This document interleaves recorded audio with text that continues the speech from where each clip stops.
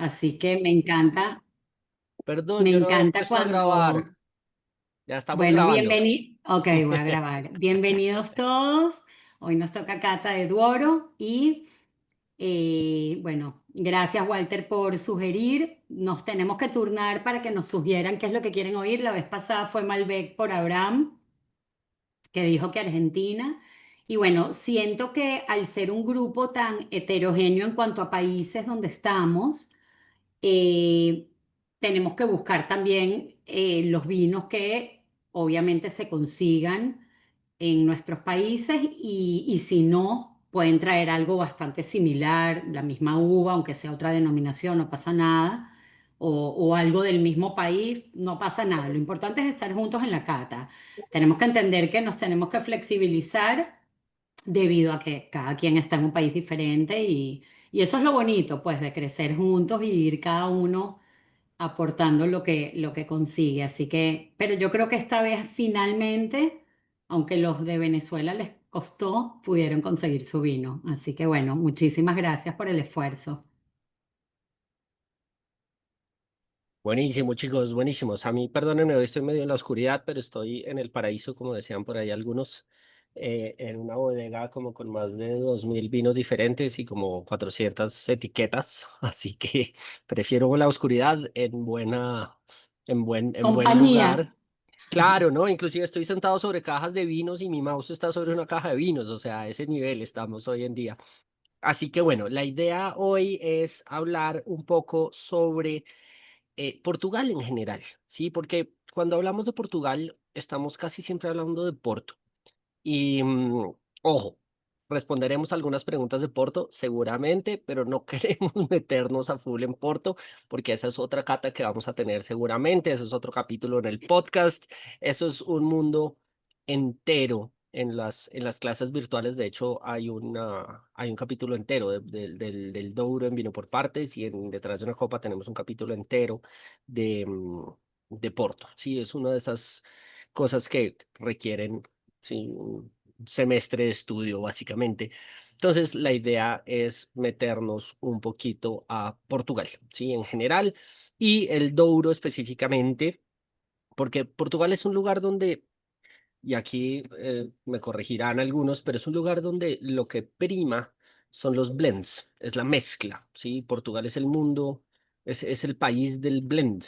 Si yo me voy a buscar blends de vinos blancos, por ejemplo, en el mundo, yo realmente no es que tenga demasiadas opciones. Si yo me voy a buscar blends de vinos blancos alrededor del mundo, adicional de Burdeos, donde está el famoso, pues, Entre deux Mers, que es Semillón Sauvignon Blanc, me voy un poquito a los vinos especiales como en Hungría, que tengo Furmint, Hash-Levelou y Muscat, o me voy a no mucho más, ¿sí? Pues, bueno, el Ródano, el sur del Ródano, con Roussanne, Marsanne, etcétera, etcétera, etcétera, pero yo no me quedo en el mundo con mucho más de blends de vinos blancos. Inclusive yo me voy a Argentina, de Chile, Sauvignon Blanc, Chardonnay, Torrontés, de vez en cuando encuentro algunas cositas así de blends, pero no hay un parámetro de blend. Bueno, sí, Verdejo y Sauvignon Blanc en rueda, o sea, si nos ponemos a hilar no encontramos más. Pero en Portugal el tema de los blends blancos es importante. Y lo mismo pasa con los tintos, ¿sí? Portugal recién está descubriendo su uva autóctona, su uva bandera de alguna manera, con la Touriga nacional. Pero, como se dieron cuenta, todos tenemos blends en este momento. ¿Hay alguien que tenga 100% Touriga nacional o tinta Roriz o alguna de esas? De hecho, yo nunca he visto un monovarietal portugués. Sí, sí, sí, en Touriga Nacional sí hay, por lo menos acá en Colombia ¿Sí? llegan algunos em, sin ningún problema, pero pues no es la cosa más, o sea, hay. ¿Alguno de ustedes ha tomado 100% Touriga? Yo nunca. ¿Ninguno?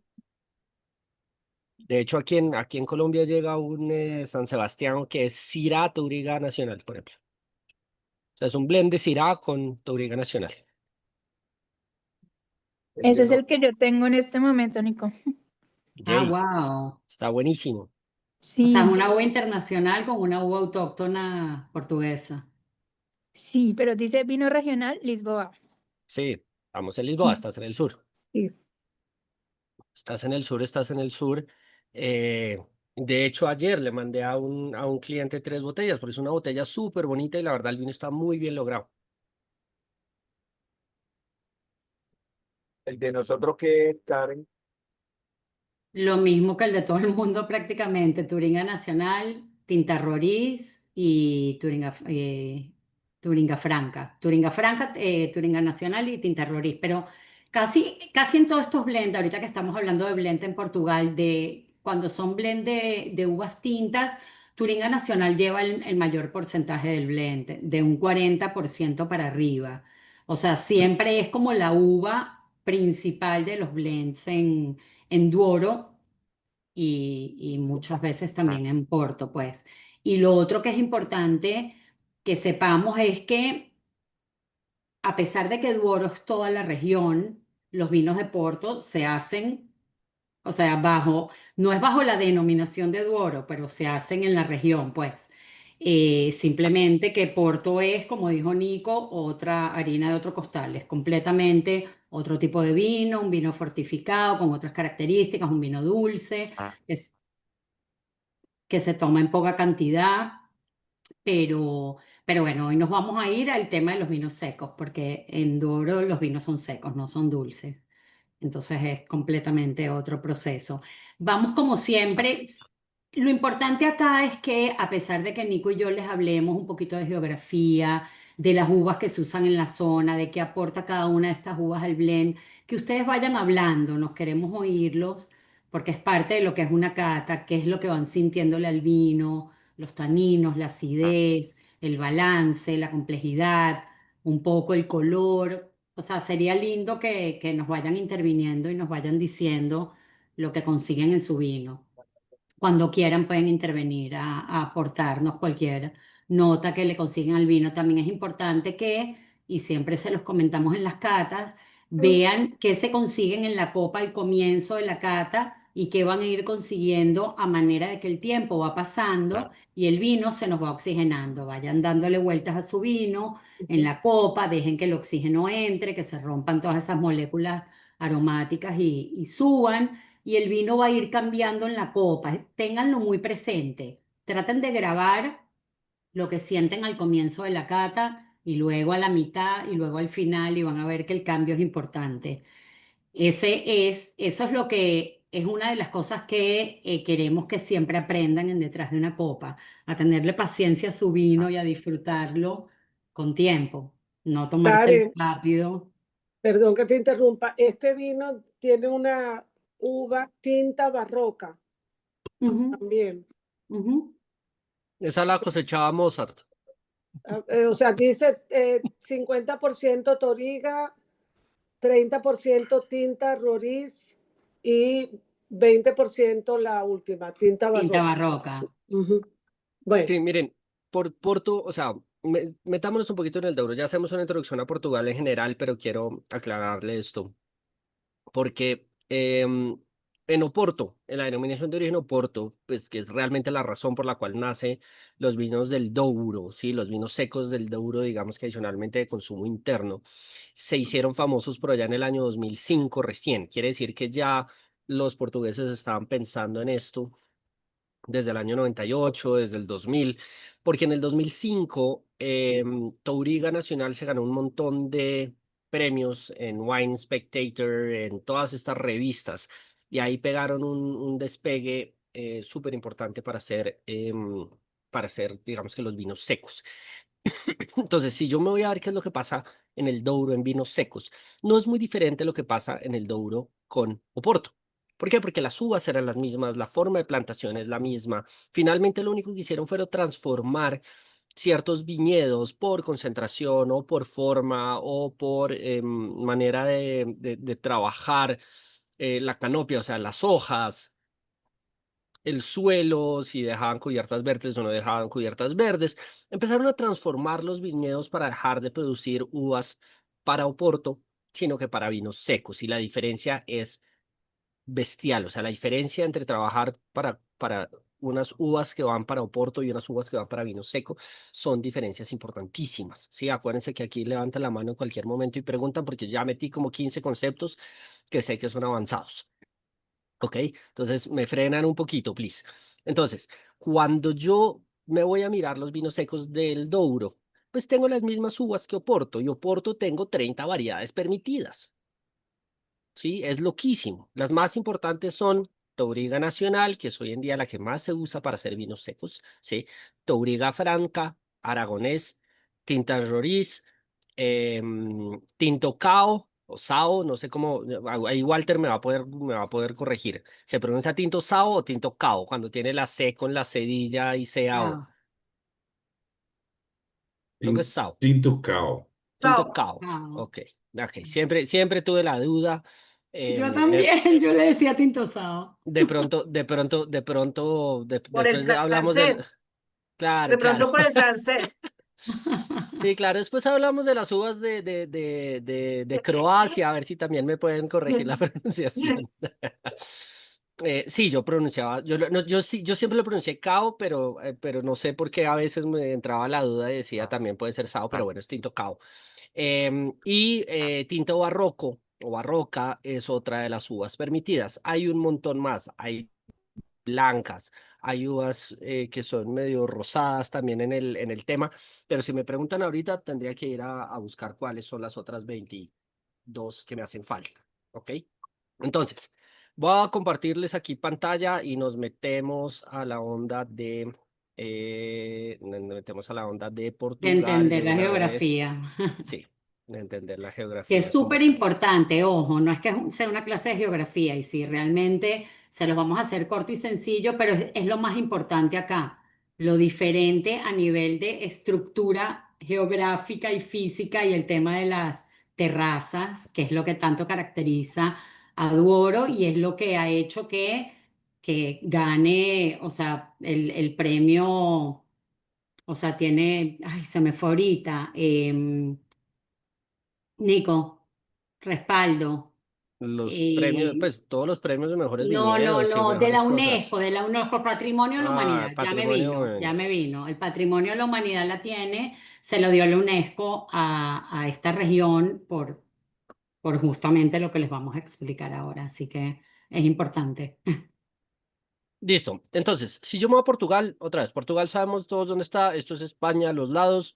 Tengo el mar al lado izquierdo.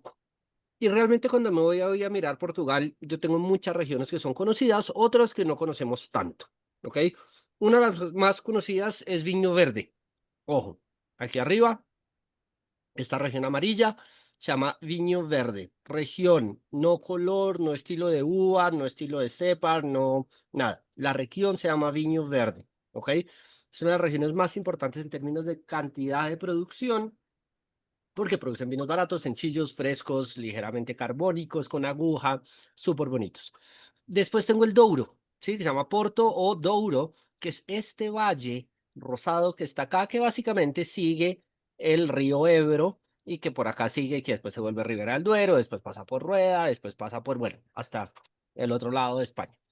Y digamos que otro de los lugares más importantes es Lisboa, ¿sí? La península de Lisboa, la península, o sea, Lisboa y en la península de Setúbal, realmente acá es donde juegan un papel importante. Sin embargo, no puedo quitar ninguna región del mapa. Me dicen, es que ¿qué región es menos importante? No.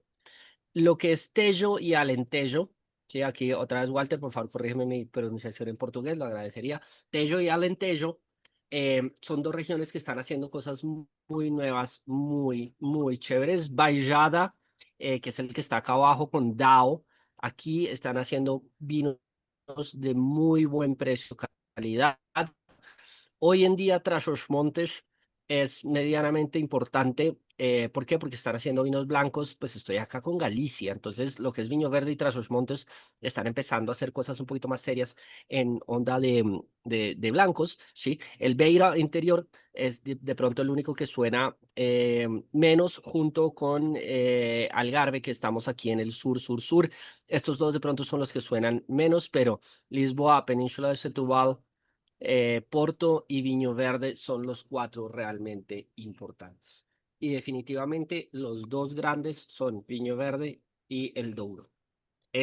Aquí es donde se mueve la mayoría del vino en Portugal, por muchas razones. Otra vez, Viño Verde por vino barato, blanco, tinto o rosado, con un poquito de gas carbónico, con esta aguja, barato en general, le llega a todo el mundo, le encanta a todo el mundo, y Douro principalmente por su Oporto, probablemente el vino dulce más famoso del mundo. No creo que Cuando, haya nada más Nico, famoso que Oporto. Nico, perdón que te interrumpa. Cuando tú hablas de aguja, te refieres al crisp del vino. Sí, no, Crisp. aguja se refiere a cuando tiene un poquitito de gas carbónico, Exacto, que te da como un tipo de crisp un al vino. fizziness. El viño verde tiene eso casi siempre, unas Ujú, mini burbujitas que no son como un espumante, sino mucho más suaves. Que es tal producto cual. de una segunda, como residuo de una segunda fermentación en botella. No, Puede ser dos cosas. Puede ser un poquito de segunda fermentación en botella, porque embotellan sin filtrar, que era lo que pasaba originalmente, pero después de eso ya es súper pensado y lo embotellan ya con hueso o le agregan gas carbónico. O sea, hay mucho vino ujú, ligeramente gasificado con gas carbónico. sí, o lo embotellan con un poquito. Estamos hablando de cosas de 13 euros, 12 euros la botella, ¿no? O sea, estamos hablando de White Zinfandel, Liebfrau Milch y Viño Verde. Sí, ojo, pero Viño Verde no es solamente eso. Esto es importante porque pues justamente hoy subíamos en Detrás de una Copa el capítulo de Zinfandel y hablábamos de White Zinfandel. White Zinfandel es todo barato y de regular procedencia. Milch es todo barato, malo y de dudosa procedencia.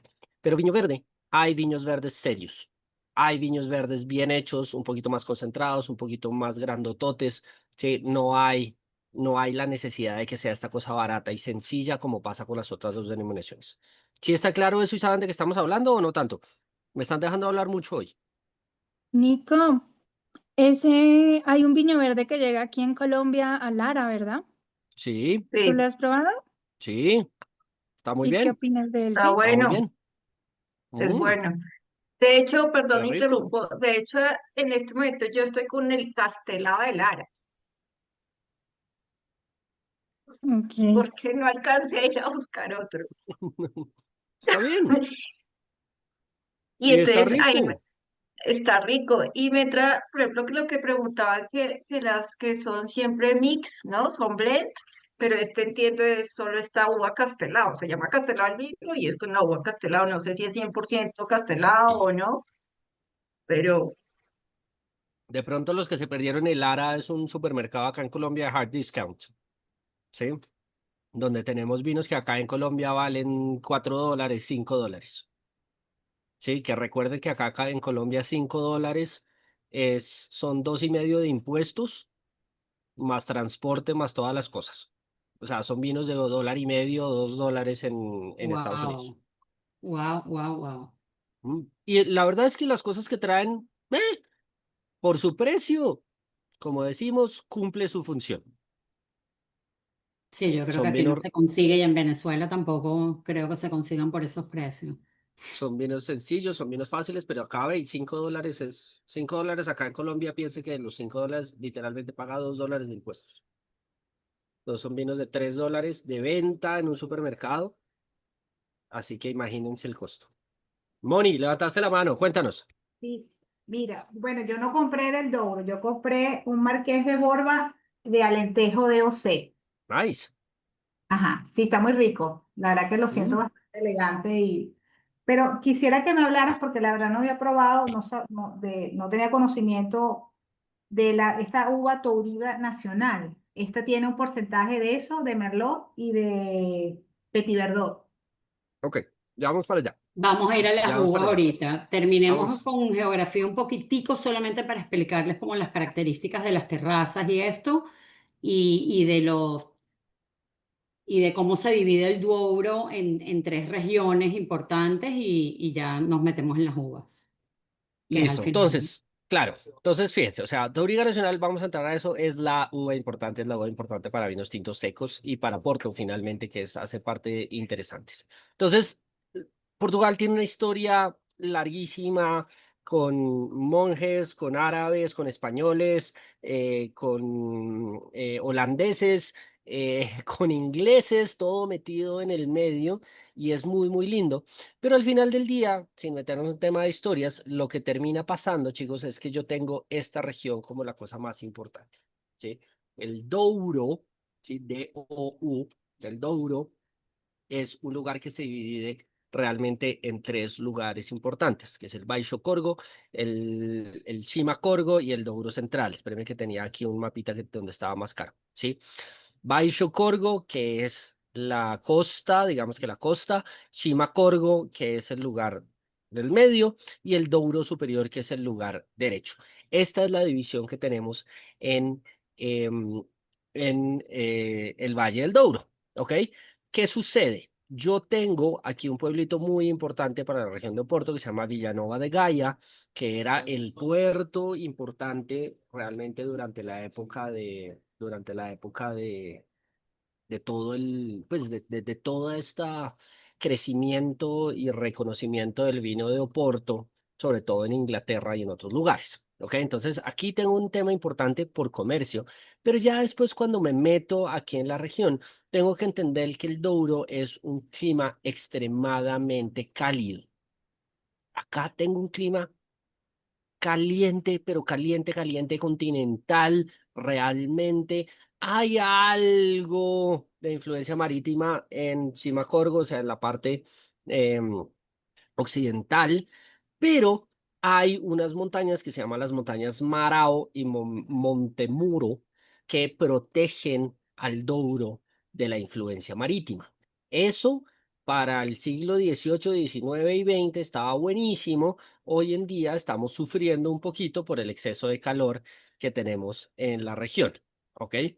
Entonces, cuando yo hablo de estos tres lugares, yo realmente tengo que hablar de, lo primero, era lo que mencionaba Karen, ¿sí? Las terrazas, ¿sí? El Douro es un lugar de muchas colinas y esta foto que tienen acá es una foto totalmente normal de la región del Douro, ¿sí? Todo está así en colinas, inclinado, esto me ayuda un poquito al viento, me ayuda un poquito al clima, pero pues es difícil cosechar, es difícil plantar, es difícil hacer un montón de cosas y sobre todo cuando tengo vinos de tan producción masiva como es Porto, tengo que haber hecho algunos cambios, ¿sí? Que es el tema de los famosos patamares. ¿Alguien había escuchado los patamares? No. No, ¿qué son esos? Ya va, antes de que entres en los patamares, o sea, déjame agregar algo, Nico. Por favor. Eh, Normalmente las terrazas en esa región se llaman, porque todavía existen, socalcos, que es un tipo de terraza muy estrecha con una sola hilera de vides por terraza, en donde se tiene que caminar como en paralelo entre las vides porque hay una sola línea y no, y si uno quiere cruzar entre una línea y la otra, hay muros. Son Mira, terrazas que acá está. están divididas y si tienes ahí la imagen, Nico, Acá está, sería mírala. buenísima. Levantaron muros de piedras que lo que hacen es dividir una terraza de la otra. Esto trae sus ventajas y trae sus desventajas. Una de las ventajas, por ejemplo, es que a nivel paisajístico se ve espectacular y es una de las razones de por qué esta región, la UNESCO la reconoció como Patrimonio de la Humanidad, porque son unas visuales y unos paisajes espectaculares. Después también permite aprovechar mucho las laderas que son muy empinadas de esta manera para poder plantar las vides, regulan mucho la erosión de los suelos, ayudan a que haya un buen drenaje debido a las piedras que hay ahí, pero también trae sus desventajas, que es que requieren muchísima mano de obra, primero para la construcción de estos muros y luego para el mantenimiento. Y por otro lado, no se permite la mecanización, porque por ahí no pueden pasar los tractores que lo que hacen es la cosecha mecanizada, que ¿qué hace? Una cosecha y una poda mecanizada. Lo que hace es bajar los costos a nivel de producción, menos personal humano en el trabajo, más rapidez en el trabajo, entonces baja mucho los costos. ¿Qué pasa? La mano de obra en Portugal no es muy barata. Entonces, este tipo de muros de piedra que se ven muy bonitos y que traen algunos beneficios, también limitan mucho en temas económicos y en temas de productividad en cuanto a poda y a recoger. Entonces, surge el tema de los patamares, que ahorita Nico les va a explicar, que es como la manera moderna a partir del siglo XX en la que se hacen estas terrazas para maximizar muchas cosas. Entonces ya, si quieren, ahorita vemos imágenes y pueden comparar entre una y la otra. Mire lo lindo, o sea, tengo las dos imágenes acá en paralelo justamente. Estos son, estos muros y estas cosas. Realmente acá lo que estoy tratando de hacer es aprovechar el sol, que es lo mismo que pasa en muchos otros lugares del mundo, ¿sí? Sin ir más lejos, el Mosel, en el sur de Alemania, en el Valle del Ródano, ¿sí? En la región de Hermitage, específicamente. Yo trato de aprovechar el sol, ¿por qué? Porque necesito maduración. Oh, estoy diciendo, estoy en una época, estoy en un clima súper cálido, que no sé qué. Bueno, acá no se trata del sol, se trata de espacio. Sí, se trata de hecho de aprovechar el viento que baja por la colina para tener unos climas un poquito más frescos. Entonces aquí tengo esta dualidad que es muy simpática. Pero eventualmente lo que empezó a pasar con Oporto es que se dieron cuenta que no podían mantener esto para hacer los grandes Oportos y las grandes producciones. Entonces aquí es donde aparecen los patamares, que los patamares son estos, miren, es lo mismo, pero fíjense la gran diferencia. Tengo una pendiente marcada y lo que tengo es que las hileras en vez de estar, ¿sí? De derecha a izquierda, si estoy mirando la colina de frente, pues estoy de abajo a arriba. ¿Qué me permite esto? Básicamente meter un tractor de abajo para arriba y subo y bajo y subo y bajo para poder cosechar de forma mecánica y tener, ¿sí? Una cosecha mucho más barata, inclusive poder meter una cosecha nocturna para que la uva no esté tan caliente. ¿Listo? ¿Clarísimos esto? Sí. ¿Dudas, preguntas? Estamos en términos súper técnicos, chicos. Quiero que alguien se No, y que también no hablemos del salte. vino, que al final es una cata y es lo más Claro. importante. Queremos oírlos que nos vayan hablando de qué están consiguiendo en sus vinos, qué notas le sienten. La vendimia es que una vez al año. Siempre. En vinos Bien. es siempre una vez al año, a menos que estés en Colombia, en Venezuela, en Panamá, que tenemos a veces Dos. cuatro, a veces cuatro. Mm. Hay uvas que nos dan cuatro cosechas al año, así como hay uvas que nos dan. Realmente no alcanzan a ser dos. Aquí en Colombia, si dejas la uva naturalmente, te da una cosecha cada como 8.5 meses, algo por el estilo. Entonces no te alcanza a dar dos al año, pero te da más de una. Nico, esos muritos solo los hacen ahí. Yo no había visto eso en ninguna otra No, parte. O no, sí, En sí. el Mosel, son las dos regiones que se me vienen en este momento a la cabeza. Em, eh, no, hay bastantes lugares en el mundo que hacen eso. De hecho, uno de los primeros trabajos cuando termina la cosecha después de que hacen los vinos es reconstruir los muros por erosión. O sea, Por tienen que eso ir y es que, reconstruir los muros. claro, por eso es que es más costoso el Toscana. tema de los socalcos en contra de los patamares, que no hay que reconstruir muros. O sea, cada cosa tiene su ventaja y su desventaja, pero ambos existen. Ambos existen. Bueno, cuéntenme qué le sienten al vino. ¿En qué están en ese vino? ¿Cuál es la nota principal? ¿Qué es lo principal que le sentimos a estos vinos? Lo mío es la fruta, una fruta madura, principalmente cereza. Más Siento fruto también, rojo que fruto negro. sí, más rojo que Ok, negro. interesante. Siento también un poco de ahumado. y alguna notita de chocolate, quizá cacao, alguna cosa así. Es un vino mucho más oscuro, ¿no? Sí. ¿Viste la intensidad de Sí. color? No sé cómo está el tuyo, Abraham. ¿Cómo lo has sentido después de que pensaste que el corcho se te deshizo? Qué vino. No, no, bien, pero te digo, un vino mucho más oscuro, un aroma totalmente distinto a lo que por lo menos yo estoy acostumbrado del vino italiano, el vino argentino. Es como, tiene o sea, un olor distinto, no es el mismo olor a uva, creo que es otro, me imagino que es por el tipo de uva que utiliza, ¿correcto? Debe ser fruta, o sea, te huele a fruta. Lo importante es que le sientas fruta. O sea, sí huele a fruta, pero es distinto digamos, el olor, el aroma que tiene. Claro.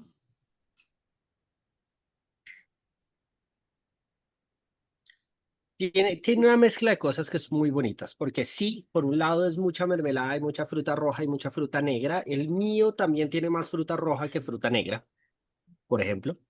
Y, pero en nariz tiene una cosa que no es esa fruta tan cómoda y tan tranquila como la encuentro con el Malbec. No es esa fruta roja tan definida como lo encuentro con un Merlot de Burdeos. No es esa fruta roja tan definida de fresa como lo encuentro en un Pinot Noir de Austria o la fresa sobremadura de los Pinot Noirs de California, sino que es una fruta un poquito más salvaje, con un poquito lo que sea Walter, que me encanta. Tengo una notita un poquito ahumada, no sé si la tienen todos. A mí, yo Sí, la tengo, yo Y la tengo. también. sí, También, y y eso que, claro, este es el alentejo, de alentejo, pero se le siente, o sea, le siento como al merlot, pero hay algo que cuando al principio lo estaba probando, el sabor era como parecido a algo que tiene el Oporto, no sé, porque no conozco la uva esta nacional, Touriga Touriga, Nacional. Sí, algo más que diferente que no, que se lo he sentido a otros vinos o sea, no sé por qué al Oporto. Es normal, porque finalmente, o sea, tienes dos cosas en común. Uno, el perfil aromático de la uva, aunque normalmente Porto tiene un blend con otro montón de cosas, entonces realmente que tú me digas en un Porto, es que aquí sigo la Touriga, acá siento la Touriga franca o la tinta barroca, es muy difícil, Sí, es que como se puede.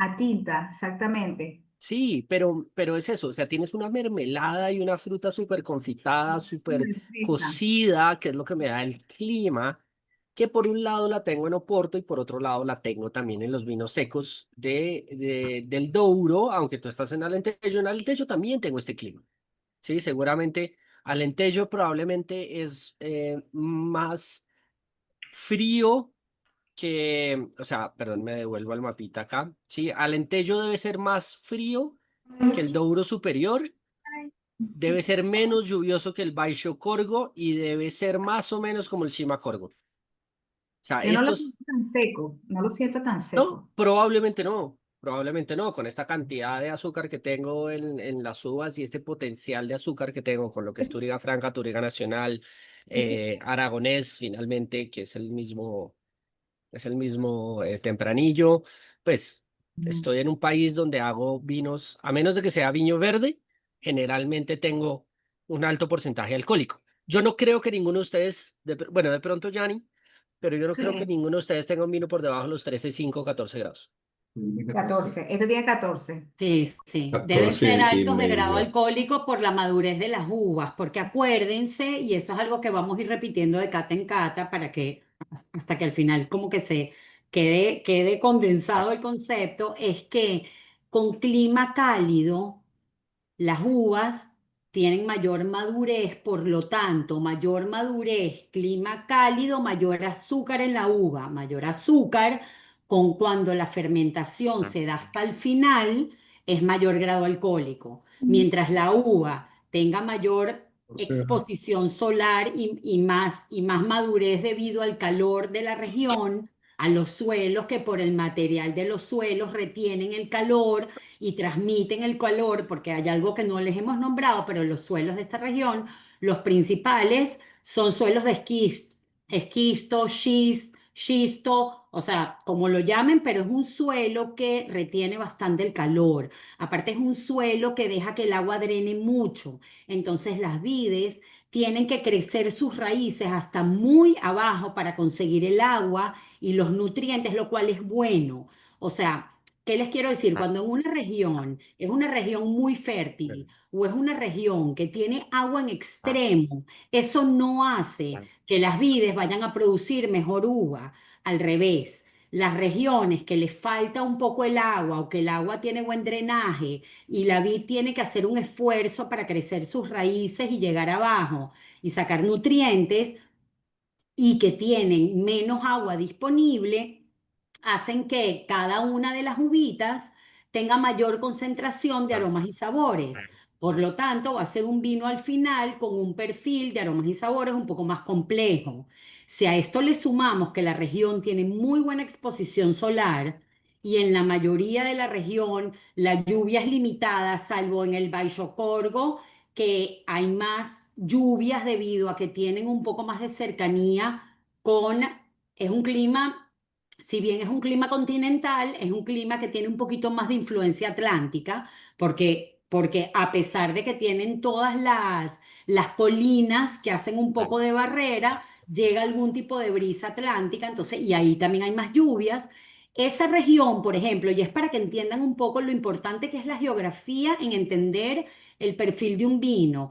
Esa región que está más cercana, entre comillas, a las brisas que vienen del océano, es una región que va a haber más lluvia, por lo tanto, las uvas van a tener menos concentración de aromas y sabores.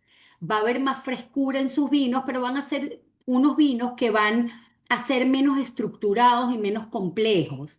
Los vinos, en cambio, que ya vienen de Cimacorgo o de Douro Superior, que tienen mucha menos lluvia disponible, más concentración de aromas y sabores, los suelos de esquisto, que hacen que se retenga mucho el calor y la maduración sea continua, lo que van a hacer es que estas uvas tengan hasta mayor grado alcohólico al final los vinos, no las uvas, por supuesto, porque son uvas que van a tener un azúcar residual mucho más alto en el momento que la vayamos a vendimiar. No sé si me siguen, ¿se está entendiendo?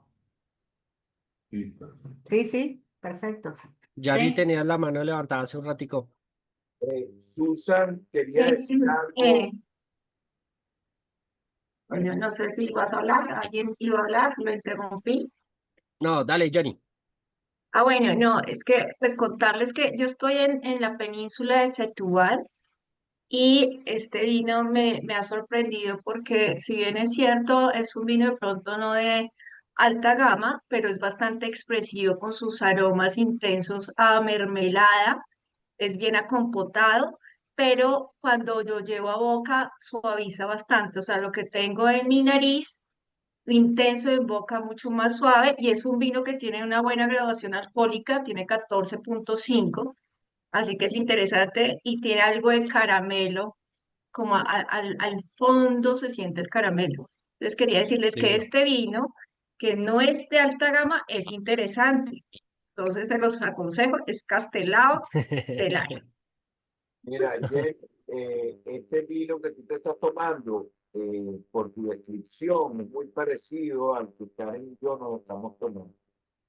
Este vino está espectacular. Ahorita les voy a mandar una foto al chat de Muy de la parecida a la botella. descripción de aromas y sabores que tú acabas de decir. Porque primero tiene una acidez muy balanceada, ¿ok? Tiene mucha presencia de fruta madura, eh, pero a su vez con una buena acidez, yo diría una acidez media alta, y tiene unos taninos bastante smooth, ¿ok? Y también tiene o sea, te deja un finish muy largo, que describe de cierta manera ese caramelo que tú decías. No es caramelo, pero es como un scotch, ¿entiendes? Como un butterscotch, ¿no? Que hay en ese final la verdad que es muy buena la coherencia, Karen, de este libro. Sí, Te bueno, lo- Susan estaba comentando en el chat que dice, yo no soy catadora, pero agradezco, estoy aprendiendo hoy, siento al mío un poco de sabor ahumado, lo cual es Ahí estamos. es perfectamente válido y dice que tiene mucha astringencia. Claro, porque los taninos de repente no están tan redondos, tan sedosos como los que tenemos Meyer y yo, y eso tiene una explicación perfectamente válida.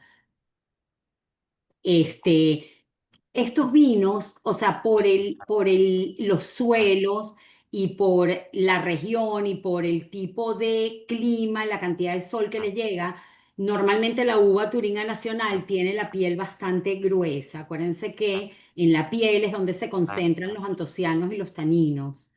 Entonces, por eso es que también tenemos un color tan intenso. Yo no sé si pueden ver un poco el color de mi vino. Es Sí, súper intenso, pero de verdad, súper, es de los vinos que le he visto color más intenso jamás. Es un color espectacular.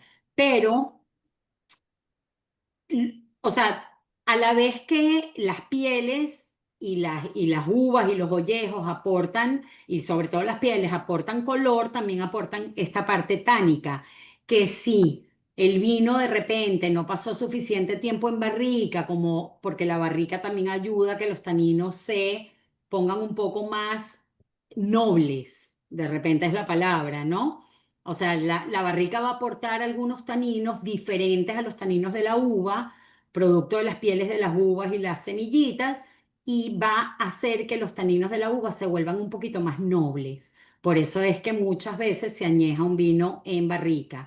Entonces, ¿qué es lo que pasa? Si el vino no llevó tanto tiempo, Susan, en barrica, o es un vino muy joven, que todavía le falta tiempo de evolución, entonces le sientes esa astringencia. Es perfectamente certero lo que sentiste, pues. Ahora, Susan, ¿te gusta la astringencia en los vinos o no te gusta la astringencia? Hola, disculpen. Susan soy yo y la persona la a la persona que, que escribió, la persona que se llama iPad 18, por favor, que se que se identifique. presente. Yo soy Susan, mucho gusto, la que hace la pregunta de la pimienta. Soy yo, me llamo Nina. Nina. Por favor, cambiar el Perdón que nombre. no sabía que no aparecía mi nombre ahí. No me di cuenta. Hola, Ya te lo cambio, que eso es Ok, fácil. perfecto. Ponle Nina Ahí Senfeld con estamos. ese. Ahí Sí, está, puse Nina, ya está. perfecto. Ok. Ok. Bueno, no, Gracias. pero Nina, quería, ya te Gracias por la estás respuesta. preparando para el crucero. claro, Sí, exacto. muy bien, muy Está bien. bien. Majo, contanos. Bueno, Nico, ¿te acuerdas que yo tengo el San Sebastián, sí, San Sebastián, que es Shiraz y tinta Roriz, de Lisboa? Este, Este, mira, yo lo tengo. ¿Qué año es ese? este es 2022. 2022. Mira, yo estoy 2021 y 2021 tenía, o sea, es el mismo. Es Sí. reserva, Syrah, tinta. Tinta ah, Roriz. ¿Cierto Sí, que tinta Roriz es la misma tempranillo, sí? sí, Nico, ese vino, si ves que ahora que hablabas del grado de alcohol, tiene 13%, o sea que es bajito, ¿no? Pues, es bajito. por lo que hablaban ahorita. Sí. Y, pues, perdón, me salgo un poquito del tema, pero quería aprovechar preguntarte, porque justo tengo ayer, pues, guardé esta copita, este es un vino del Ródano Sí. que me causa curiosidad, pues, con este que es también Shiraz, ¿cierto? Entonces, Ujú. me pareció, o sea, cuando yo vi Shiraz con tinta Roriz, me esperé que de pronto fuera un vino un poco más fuerte, con más cuerpo, que este que es un Shiraz con garnacha y monastrell. Ok. Pero no sé si de pronto tenía que ver con lo que decía Karen ahorita del clima, ¿no? O sea, como la diferencia como entre el Ródano y Lisboa, si sea la misma Shiraz, pero ¿Cuál era el productor del Ródano? ¿Te acuerdas? es, aquí está, sí, Henry de Floret. Ok, no lo conozco todavía. Genial. Aquí se trata más un tema de producción. Ah, Sí, ok. se trata más de un tema de gama, seguramente. Seguramente el Ródano era un poquito más costoso que el portugués, ¿o no? No, no creo. Este ¿No crees? me lo trae, no, yo creo que ese vino del Ródano por ahí unos $10 tal vez, o sea, de cierto modo Ok. Sí, es barato. O bueno, o como pero es, igual, sí. Debe ser más o menos normal. Eso, acuérdense que la estructura del vino, ¿sí? O sea, el cuerpo, los taninos, dependen muchísimo más de cómo trabajo yo el viñedo y qué tanto extraigo de las pieles. ¿Ok? Entonces, todo esto tiene que ver más con precio que con clima. Ok. Obviamente, pues yo no puedo comparar el Pinot Noir del Ródano con el Cabernet Sauvignon de Napa Valley, porque pues estoy en dos cajitas que son completamente diferentes. Pero Syrah es una uva que me da en Australia, en Estados Unidos, en Portugal, inclusive en España, lo poquito que hay en España, lo que hay en San Juan, en Mendoza, me puede dar vinos súper estructurados, pero también me puede dar vinos un poquito más ligeros y un poquito más elegantes, por decirlo de alguna manera. Depende muchísimo del productor. Si yo estoy en Hermitage, en el norte del Ródano, yo voy a tener vinos estructurados. Si yo estoy en el sur del Ródano, en Côte-d'Iron, que hace parte del blend, voy a tener vinos un poquito más elegantes, un poquito menos estructurados. Entonces aquí dependo más de el manejo del viñedo y de la producción que de la uva como tal. Ok, Nico. Pero mira ¿Sí? que ambos me huelen como a fruta negra, ¿sí? Chévere. O sea, siento Sí. como, pero cuando en boca es muy diferente. Syrah es una uva de fruta negra y especias.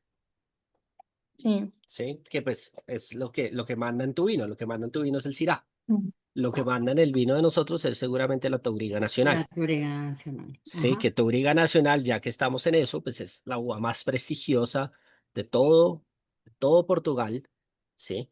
Es de donde se hacen la mayoría de los varietales tranquilos y la mayoría de los portos. Es un vino con muy buena estructura, con muy buenos taninos, con una acidez medianamente alta y sobre todo, y de las cosas más lindas que tiene la Touriga Nacional, es que aromáticamente es súper poderosa. Sí, los dos lugares más importantes para Touriga Nacional en Portugal son el Douro y el Dão. Sí, la región de Dão está un poquito más al sur. A mí eso me pasa mucho con los vinos de Portugal, por ejemplo. A mí los vinos de Portugal, los vinos tranquilos de Portugal, me parece a veces que tienen una nariz increíble, perfumada, a veces flores, a veces picadura de pipa, a veces chocolate, cacao, como mencionaba, creo que Abraham antes que decía que tenía un poquito, no, era Walter que mencionaba que tenía un poquito de chocolate. Y a veces la nariz es tan impresionante que por más que la boca esté bien, se queda corto en el tema. Y eso es súper bonito. Y piénsenlo miren un poquito a ver si la nariz de su vino juega con la boca. Porque a mí lo que me pasa muchas veces es que tengo una nariz divina y en la boca me quedo Ajá. corto. Eso pasa muchísimo. Eso es lo más común. Pero yo creo, en mi vino va perfectamente igual. No sé Nariz qué y opinas tú, boca, Meyer, que tienes el mismo. no, nariz y boca van. Nariz y boca van igual. Ahora les presento, les Alguien presento, está tomando. todos están tomando. Les presento a Tomás, uno de los otros Todos socios de estamos Momentino. tomando. Les presento a Tomás, el otro socio de Momentino. Para que Pronti, pronti. Hola. Salute. ¿Qué están Ah, tomando? Algo salute. bueno. Douro. Salud. Mira, Uf. Momentino Qué, va a tener presencia en el crucero, Nick. un Debería, crucero. debería. Dile a Hay Nico cositas ahí. muy lindas por ahí. Un buen Dauro potente, me encanta. Disfrutan los taninos. Bueno, es importante, o sea, por ejemplo, en Douro, que es como una conclusión importante que no quiero dejar de decirles, hay tres estilos de vino. Están los vinos tranquilos. Cuando hablo de vinos tranquilos son vinos secos, ¿ok? Vinos que no tienen azúcar residual, sino que se sienten completamente secos en boca. Y en este caso, los vinos de Douro secos son vinos potentes, vinos concentrados por todo lo que ya les hemos explicado de las condiciones climáticas y el tipo de suelo, vinos en donde puede haber fruta roja, pero principalmente hay fruta negra madura, por el tipo de uvas que se utilizan y por la cantidad de calor que hay en la región constante. Vinos con notas especias, como estaba diciendo Nico, con una buena estructura tánica de vino debido a las pieles gruesas de las uvas y vinos que tienen muchísimo potencial de guarda. 10, 20, 25, 30 años, son vinos que se pueden guardar. los vinos de Douro. Es importante que lo sepan porque si tienen un vino de esta región, son vinos que aguantan largas guardas. Después también tenemos en esta región, no menos, o sea, todo es importante. Hay menos producción, pero es importante que lo sepan. También hay vinos blancos, son más frescos, más cítricos, más florales, más minerales, porque estos suelos de esquisto le dan mucha mineralidad al vino pero se producen en zonas de mayor altitud. Entonces ya saben que igual que el nivel de exposición solar y de calor hace que las uvas sean maduras y tengan más azúcares, también los lugares que tienen mayor altitud, en su mayoría, no es una regla fija, pero en su mayoría hacen que haya mayor frescura en los vinos. Son vinos un poco más elegantes, más cítricos, más frescos.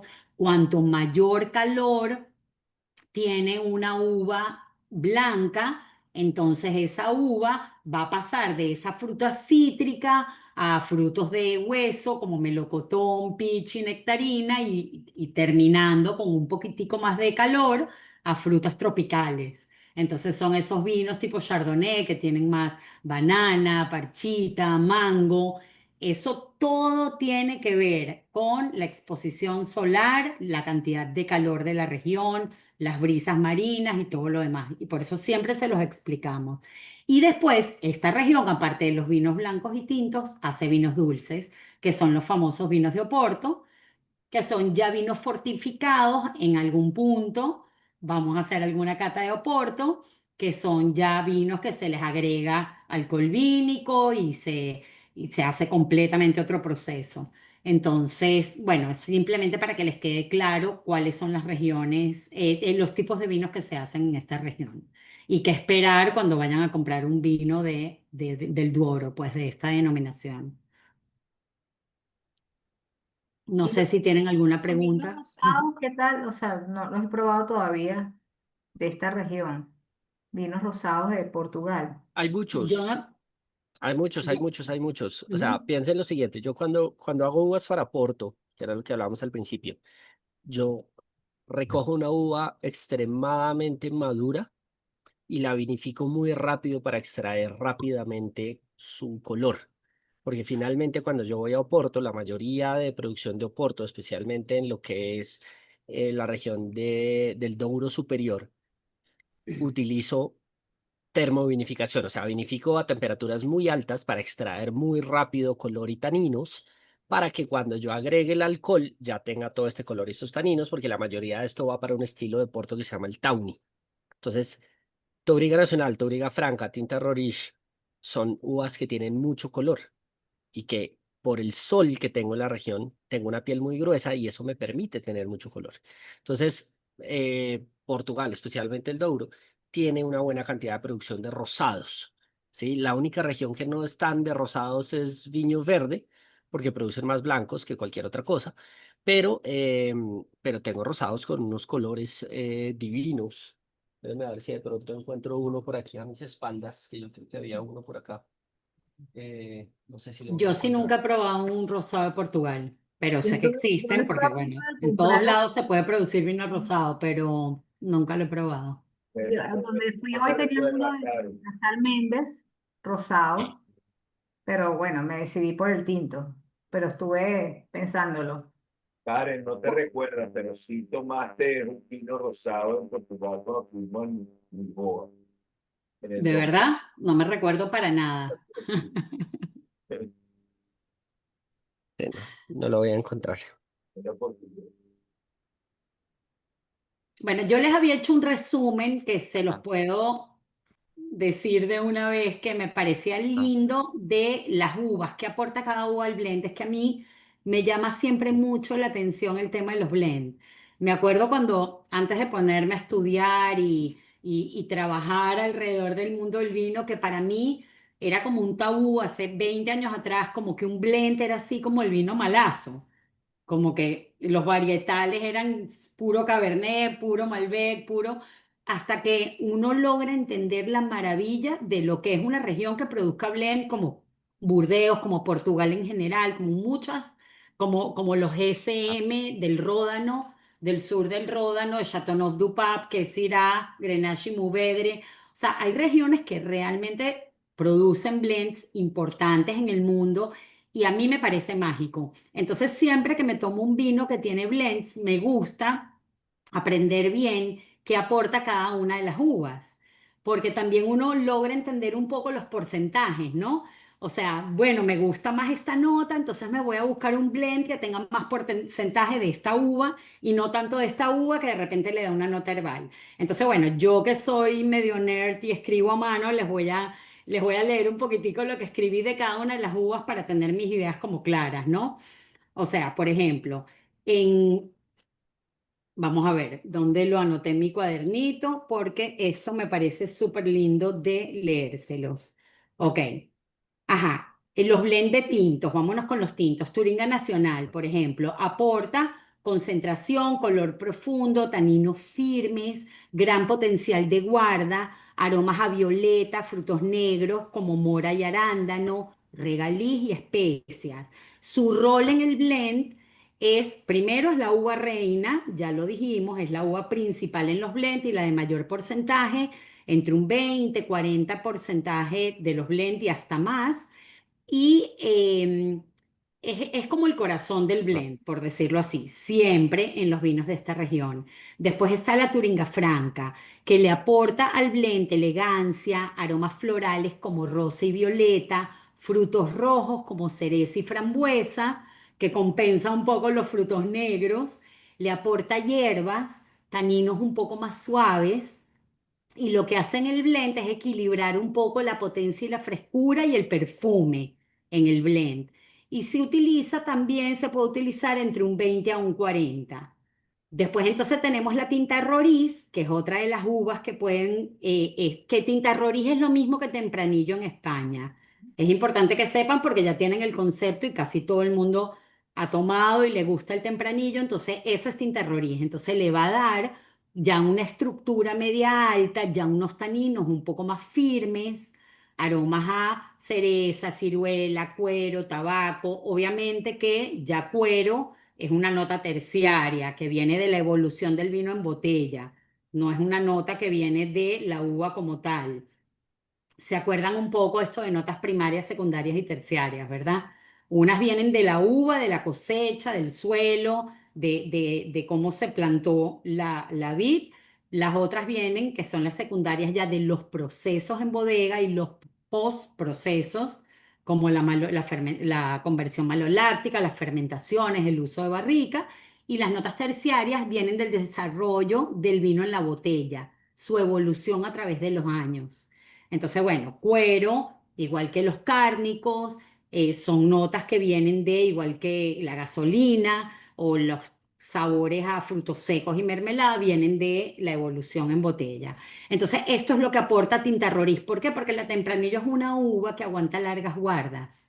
Entonces, un vino que tiene Tinta Roriz, un vino portugués, va a ser un vino que en general los vinos portugueses aguantan larga guarda, pero eso es lo que aporta esta. Y la proporción ya es menor, es de un 10 a un 25% aproximadamente. Y después pueden participar tinta barroca y tinto sao o cao, y ya, por ejemplo, Tinto Cao aporta más acidez, más notas especiadas y frutas ácidas. Quiere decir que es una uva que probablemente se esté dando más en climas fríos, porque aporta acidez, o suelos que retienen un poco más, o sea, que enfrían en la noche y lo que hacen es que las uvas descansen, no maduren tanto en la noche y entonces el porcentaje de acidez es más alto en la uva. Entonces, bueno, eso es importante. También lo hay en uvas blancas, pero bueno, hoy estamos haciendo énfasis en las uvas tintas de Portugal. Entonces, quería explicarles un poquitico lo importante que es un blend y cómo cada uva va a aportar algo diferente. Me encanta. ¿Algún comentario? Está chévere, está genial. Muy bien, Karen. Hace un Muy buena intenso. explicación. Muy ¿Qué interesante. estás tomando tú, Daniel, que no has dicho? No Yo sé. estoy tomando un Cuéntale. Quinta Carvalas, Ajá, bueno, ese es el que más hay aquí. ¿ok? Es Y una buena cata. precisamente es un blend donde el 60% es de, ¿cómo se llama? La uva Toruga Nacional, tiene 20% de Toruga Franca y tiene 20% de tinta Roriz. Justamente lo que mencionó Karen ahorita. ¿Qué te parece el vino? Y me parece extraordinario, me parece muy bueno, tiene un buen cuerpo, o sea, si lo muevo en la copa veo que tiene un cuerpo bien interesante, parece un cabernet, ¿ok? Con cuerpo y en la boca se siente muy suave. Ok, acuérdate, Daniel, que el peso, el cuerpo del vino solo lo puedes ver en boca. En Uno no, boca. uno no puede Ok. verlo. Y Sí. lo que ves en la copa, entonces, ¿cómo lo denominas? No, esa es la densidad, pero depende de tantas cosas que es muy difícil poder, digamos que o sea, ese tema de las lágrimas fue una cosa que hoy en día ya está mandada a recoger, es muy poco romántico porque sí nos acostumbraron a al romanticismo de hablar de las lágrimas y de las piernas, Ya. pero lo que yo veo en la copa realmente no es el cuerpo. Yo puedo tener Ok, vinos el que cuerpo es lo parecen, que tú sientes en la boca, sí. es la densidad, es La leche, densidad. crema de El leche, peso. yogur. Sí, correcto. Ok. No tiene tanto cuerpo entonces. Ok, ok, o Definitivamente. sea, No tiene sí, tanto. y suele pasar con los Yo vinos pensé que el portugueses. cuerpo era la parte la Mm, No, cuerpo es peso en boca. Sí, Ok, la parte de la lágrima se habla de densidad, pero pues tengo vinos ya. de una densidad un poquito más alta, pero no tanto cuerpo, porque depende de muchas cosas. Depende de la cantidad de alcohol, la cantidad de glicerol, que es una parte del alcohol. Depende de la copa, depende con el jabón que lavaste la copa. O sea, depende de demasiadas cosas como uno para Ah, poder ya. decir Ok. esto tiene sentido. Sí, o sea, yo no puedo agarrar y mirar las lágrimas y tomar una decisión, una determinación, a menos que estemos con un vino con, no sé, 150, 200 gramos de azúcar por litro, donde yo realmente vea las lágrimas al estilo miel de maple. Ahí puedo medianamente inferir algo, pero por solamente la vista no lo podemos hacer. Ok, ok. Es una tradición que llevamos cargando desde los años 70, que ha sido muy difícil de quitar, pero el mismo WSET, que es nuestra escuela, lo quitó de las fichas técnicas el año pasado. Lo quitó, pero los sommeliers a Recién. nivel del mundo siguen hablando de O eso. en Hay como concurso una seguimos. dualidad. En concurso seguimos hablando, el Coach of Masters femenino sigue hablándolo, pero el WSET ya lo quitó. El Entonces WC. es como una dicotomía ahí que no sabemos por dónde seguir. Nico es más de la onda de no pararle mucho a las lágrimas. Ok, Yo sí.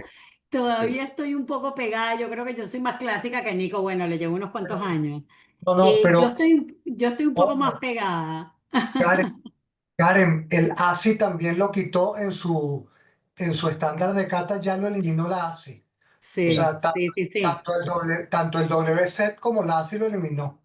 sí. Mira, yo Bueno, Nico es de todas las Oye, escuelas, yo soy del WZ. cuando yo hice el nivel 3 del WC, uno de los puntos que, digamos, que tuvimos en discusión fue que hay una tendencia, o sea, no sé si es escuela o tendencia o opinión, que relacionan el cuerpo de un vino directamente con el alcohol. O sea, qué tan grado alcohólico tiene. Azúcar, alcohol y tanino. Exacto, pero hay algunos que descartan el alcohol totalmente. No, finalmente no es directamente el alcohol, porque yo puedo tener portos que tienen 20%, pero tienen cuerpo bajito. Lo que pasa es que cuando yo tengo mucho alcohol, tengo mucha maduración de la uva. Si tengo mucha maduración de la uva, tengo más polifenoles. Si tengo mucha maduración de la uva, tengo más aromas y sabores. Si tengo más azúcar en la uva, tengo más madurez. Si tengo más azúcar en la uva, suelo tener mayor cuerpo.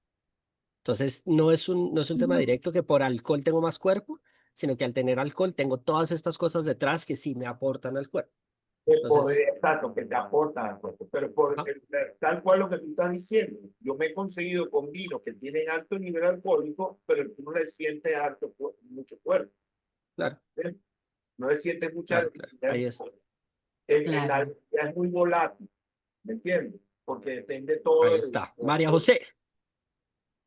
Sí, estamos de acuerdo. Majo, dime que tenés la mano Sí, Nico, una pregunta. levantada. Yo sé que no, tú nos has enseñado que uno no puede generalizar, obviamente, todo, porque depende de todo, ¿no? Del productor, del clima, de la región. Pero tú podrías decir que igual, en general, estos vinos, en general de Portugal, tienden a ser de un cuerpo medio, bajo, como más frescos, o bueno, sí, literal, me refiero es como al cuerpo. ¿Tienen menos cuerpo en general que digamos, por ejemplo, los españoles o bueno, o que otras denominaciones, por esto mismo que dijo Karen, cada característica del blend que tiene cada cepa? ¿O tú qué opinarías como de eso? No, yo no me atrevería a decir que tienen menos cuerpo. No me atrevería a Nico, no decir se te que de oye. pronto tienen una acidez un poquito marcada y una... ¿Me escuchan ahí? Hola, A hola. ver, vuelve a hablar. ¿Me escuchan o no me escuchan? Sí. Ahí estamos, listo. Entonces, no me atrevería a decir que tienen menos cuerpo, sí, porque la verdad es que los vinos 100% Touriga Nacional que ganan premios son vinos extremadamente pesados y son extremadamente intensos.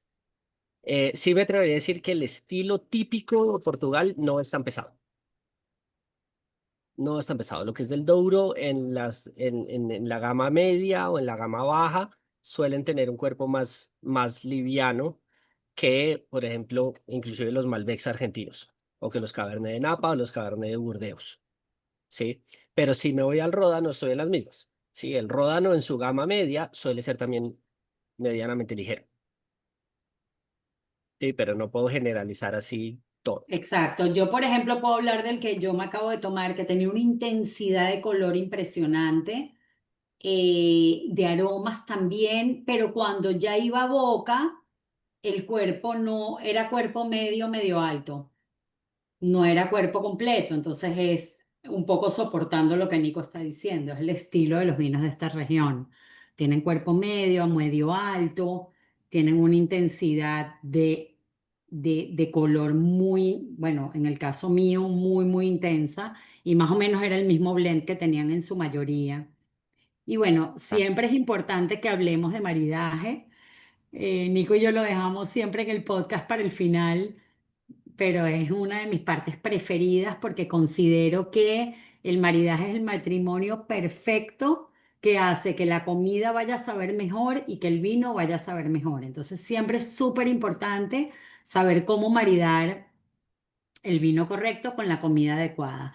Y bueno, estos vinos por la intensidad que tiene y el tipo de taninos, de frutas negras y todo eso va muy bien con asados, carnes a la parrilla, carnes de caza, igual que un Malbec, por ejemplo. Y no es que sea el mismo tipo de notas, pero son vinos que tienen bastante intensidad y un cuerpo medio a medio alto que pueden aguantar todas estas carnes, guisos, estofados, embutidos, quesos curados, dentro de los embutidos, chorizos, salchichones, jamones, carnes de corderos, aguanta todo esto. Y bueno, ¿qué es lo que yo considero que no le favorece mucho a este vino? Los pescados delicados, lenguados, bacalaos, irónicamente bacalaos. Yo considero que el tanino dominaría un poco esa delicadeza que tiene el bacalao.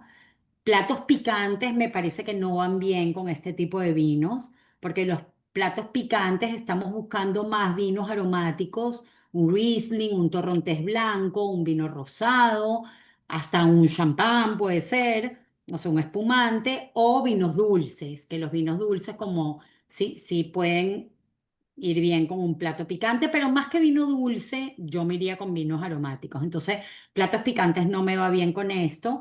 Y postres, no me va bien tampoco con este tipo de vinos. Entonces, ni no, postres, ni platos picantes, ni pescados muy delicados. Esa es mi opinión. No sé, Nico. estamos bien, no sé. Yanni tenía la mano levantada hace un ratico y cuéntenos, después de Yanni, cuéntenos ustedes con qué se comerían este vino. Bueno, yo era a preguntarte, Nico, es la capa del vino, ¿lo puedo relacionar con la redondez o el volumen?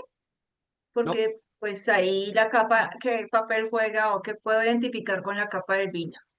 nada.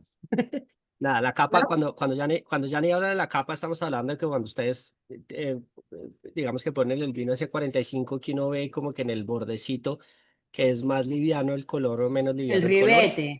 el ribete, la capa, Capa es ribete. los Ok. reflejos, como quieras llamarlo.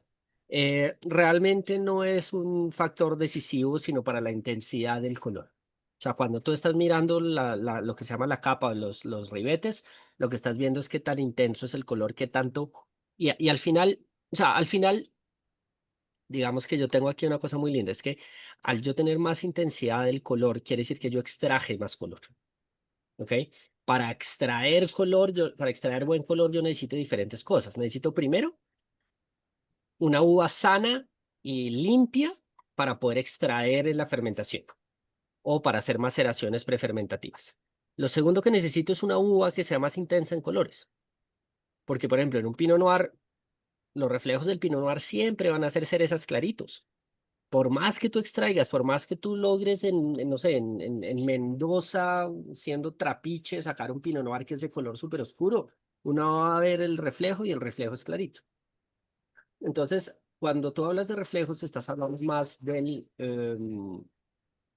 la intensidad de color de cualquier otra cosa, y esta intensidad tiene que ver con la extracción de color que logras. Pero, por ejemplo, en Porto logras una extracción súper rápida sin el resto de cosas. ¿Sí me hice Ok, entender? pero sí, sí, sí, sí te entiendo muy bien. Mi inquietud es, no sé si cuando dices reflejo, porque yo no voy a colocar la copa 45 grados, sino estoy mirando de arriba hacia abajo qué tan es eso corpulento, qué tanta transparencia. Entonces, no sé si es lo mismo, si estamos hablando de lo mismo. Sí, no estoy hablando del ribete, sino de esa transparencia que puedo ver desde arriba a abajo. O sea, ese es no sé si Es, es es- exactamente lo mismo. sí, es lo mismo, lo puedes ver de arriba para abajo, lo puedes ver O girando un sea, es poquito la la copa. misma cosa, el La misma ribete cosa. a ese, ok, Sí, listo, gracias. exactamente. Sí.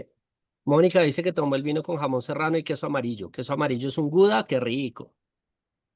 ¿Y funcionó? Más allá que te lo tomaste o no, ¿funcionó? ¿Te pareció que la Sí, combinación pero funcionaba rico? me funcionó más con el jamón serrano, pero Sí, es sí. que el queso, ese queso es súper potente, súper grasoso. Para ese queso uno necesita Después monstruos. jamón serrano, perfecto. Divino. Sí, esa grasita dulce y los taninos funcionan súper rico con este vino de taninos. Ujú. Bonito. Nosotros lo complementamos con queso parmesano, con el queso, ¿cómo es? Manchego. Manchego y con Divino. queso holandés Y con manzanas. y con manzana. Uf. Ah, nice. Está muy sabroso. Y Mira, también con miel para aprovechar las fechas. Está con manzana sin correcto. miel, pero con manzana y le Con va manzana sin excelente. miel. Le va Sí. excelente. La manzana con el queso y el vino, mundial. Nos quedaron varias manzanas ahí en el Claro, estudio. te las envidiaste. Está muy bien. Sí, Los que y no miel entendieron también la nos quedó, referencia es que sí. es feliz año, es año nuevo judío, entonces tenemos muchas manzanas siempre. Sí, sí, sí. Pero también, también lo complementé con aceitunas marinadas con tomate seco, muy sabroso. Ay, qué delicia. Sí. Bueno, muy rico. ¿Alguien más maridó su vino que quiera comentar, Walter? Walter, has estado muy callado, tienes que hablar. Walter, no estás hablando. Te Sí, queremos oír, Walter. A ver, a Y ver. a los venezolanos estoy tampoco los tímido. estamos escuchando. A los No, venezolanos y a piden. John y a Paola tampoco los hemos, pero ni escuchado por las sombras. No, yo no estoy comiendo nada, pero lo combinaría con un asado, con nuestra farofa en la mantequilla, ¿Qué es que es farofa? una... Farofa es nuestra harina de yuca, que es Es hecha buenísimo. con, digamos, en el fuego con una mantequilla, un poco de cebolla. Siempre lo comemos con asado, es muy, muy rico. Es como un crumble, es como un crumble, como si el crumble de manzana le quitaras el crumble, pero salado con mantequilla. Uf, a mí me Ah, es encanta la como un farofa. crumble, es así como todo rompidito. No conozco el crumble. Es como todo rotica, la harina toda como en pedacitos. Sí, sí, creo que se Uf, queda más o menos así. Sí.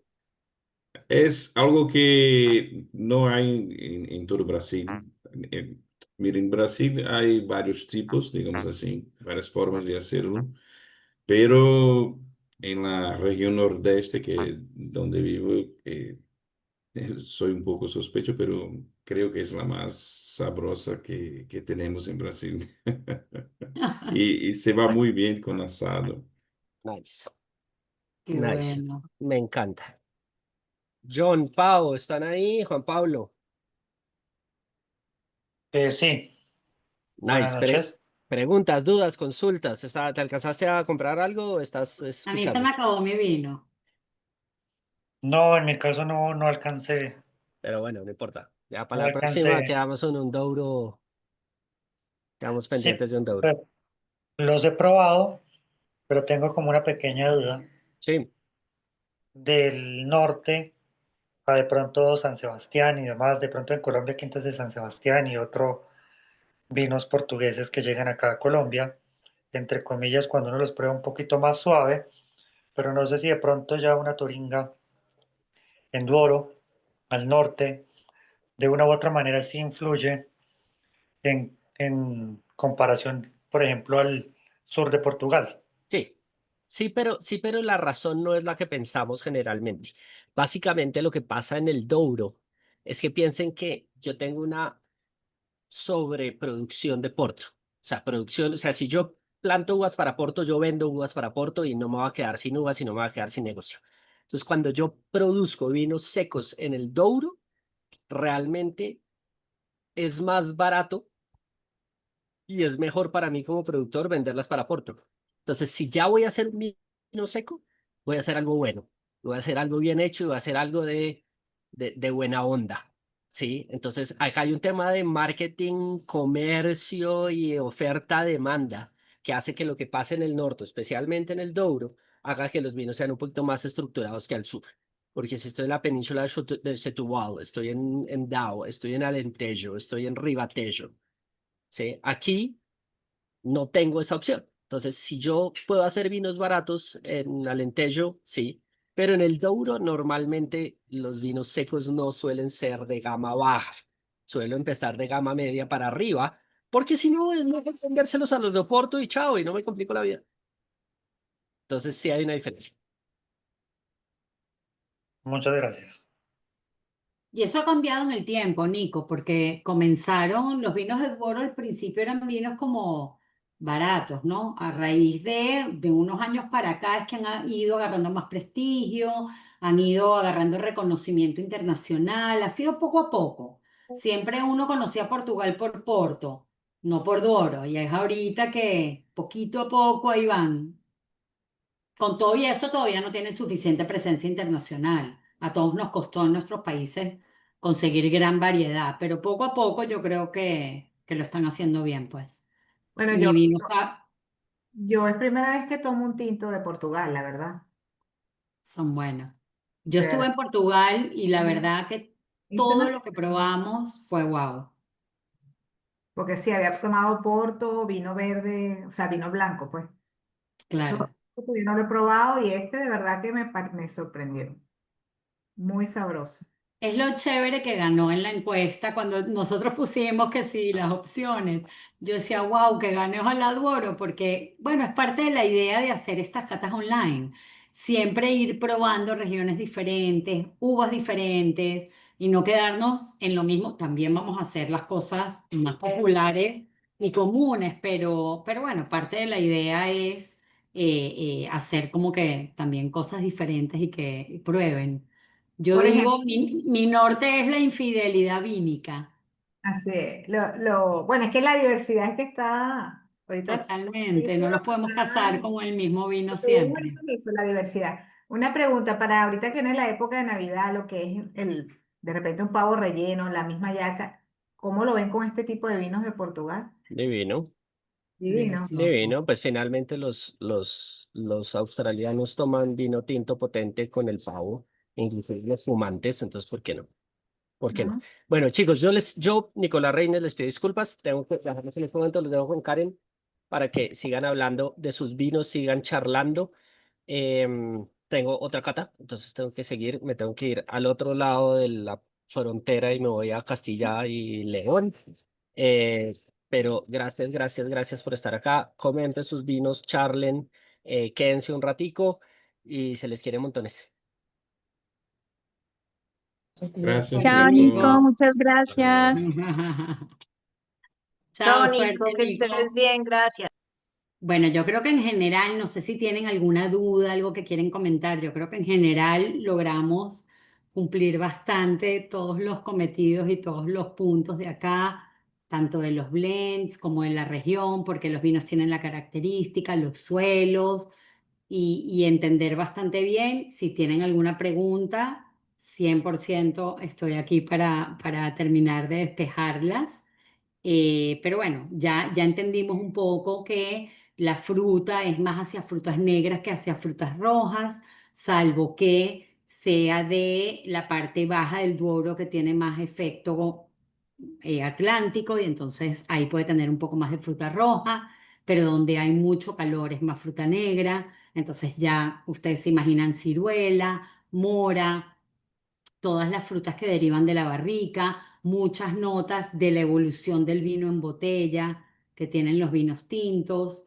Entonces, bueno, ahí ya tienen también todas las notas cárnicas, a hongos, a trufas, que se van a ir dando con el tiempo, a mermelada, a frutos secos. Cuanto más el vino tiene guarda, más posibilidades de tener estas notas terciarias, tanto en los vinos tintos como blancos. Hay algo que me gustaría comentarles que no sé si lo saben o lo recuerdan, pero en la parte visual de los vinos hay que tener muy presente de que un vino blanco comienza con colores claros y si son vinos de guarda se van a oscurecer con el tiempo. Pueden comenzar en un pálido limón, un yellow o un lime bien pálido y, o sea, un color limón, amarillo clarito, y con la evolución y el tiempo pasan a ser dorados y ya terminan en los ámbar. Los vinos tintos son completamente lo opuesto. Comienzan con colores mucho más intensos, un púrpura intenso, un rubí intenso y se van a ir aclarando con el tiempo. Mientras más guarda tenga un vino tinto, va a terminar con esos colores anaranjados, a teja, granates, más hacia los naranjas siempre, ¿no? Tawny. Entonces, bueno, eso es algo que también les habla mucho en la visual de un vino, ver un poquito su evolución.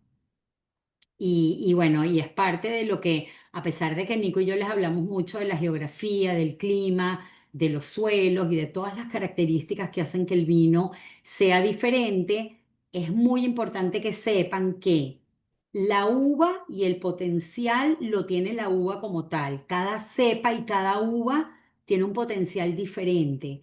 Pero a pesar de que el potencial de la uva sea diferente, los procesos en bodega, son los que van a marcar la pauta final en un vino. Porque puede haber, y de hecho, Meyer y yo probamos el otro día un Cabernet Sauvignon de Argentina, que normalmente es un vino con mucha estructura, con mucho cuerpo, con muchos taninos, color intenso, mucha barrica. ¿Y qué pasó? Probamos un Cabernet Sauvignon con notas más herbáceas, que también sucede mucho, pero que en una cata ciegas a mí me hubiera despistado muchísimo.